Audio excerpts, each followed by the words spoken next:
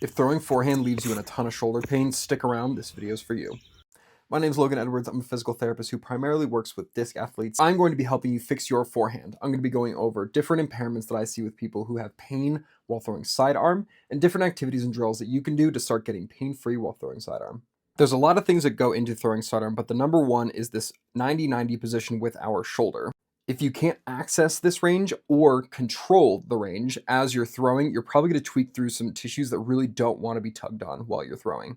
So how we're going to address this is you're going to lay on your stomach with your arm out to the side. We're going to rotate our body away from that arm that's out to the side. You kind of want your arm up at like a 45-degree angle. You should feel a big stretch in through your pec and maybe even through your mid-back as you rotate back and forth. Now we've talked about gaining passive range of motion in that position, and so we're going to now move into more active control over the 90-90 position. With this exercise, this wall angel, you're going to be moving up and down, trying to keep your back nice and flat to the wall, trying to get your arms towards the wall as well. You'll feel a big pull in through your mid-back and a lot of activation through your shoulders.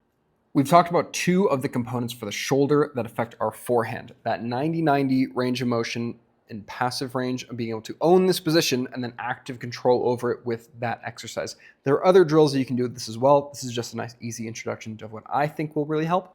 What I'm going to be talking about next in these next couple of videos is getting the mid-back, your thoracic spine, to be able to rotate with this. If we can't rotate through our T-spine, we're going to put excessive stretch in through the shoulder, like causing a lot of that irritation into the rotator cuff muscles and whatnot. And this goes downstream as well, even into like your elbow and into your wrist. If your mid-back can't move well, you're gonna push that stress down through the chain instead of being able to use your mid-back the way it's supposed to.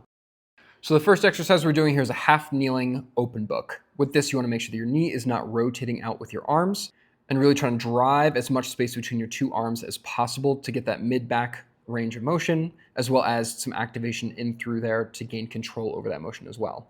And the last exercise in this series is going to be this half kneeling punch, focusing on that rotation as well. This is going to bring everything together between core stability, thoracic motion, strength through the anterior shoulder, and this is a great way to start building strength through those component motions. As it starts to feel pretty good, you can add some speed and power into this. If you're trying to get more distance, this is a great drill to start focusing on that.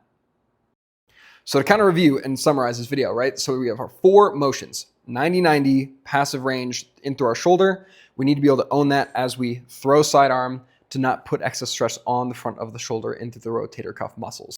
Number two being the active control over that 90-90 position. So building the muscles in through our mid-back and in through the posterior chain to control our deceleration as we throw, but as well as just be able to own this position. Passive range of motion is fine, but we need active mobility to be able to keep that motion and apply it to the test that we're doing. Number three, and probably the most important one, is thoracic range of motion. This is going to apply for forehand and backhand. If you can't rotate through your T-spine, you're going to crank into something else, I guarantee it. And four, putting everything together with that half kneeling punch, really focusing on core stability, mid-back rotation, and shoulder strength, and then even progressing to more of a power movement of that speed as you go. Thank you so much for seeing the end of this video. If you've enjoyed this, subscribe, save this for later, like the video, send it to a friend who has pain with their forehand. I'm trying to grow this channel so that way more disc golfers can throw pain-free.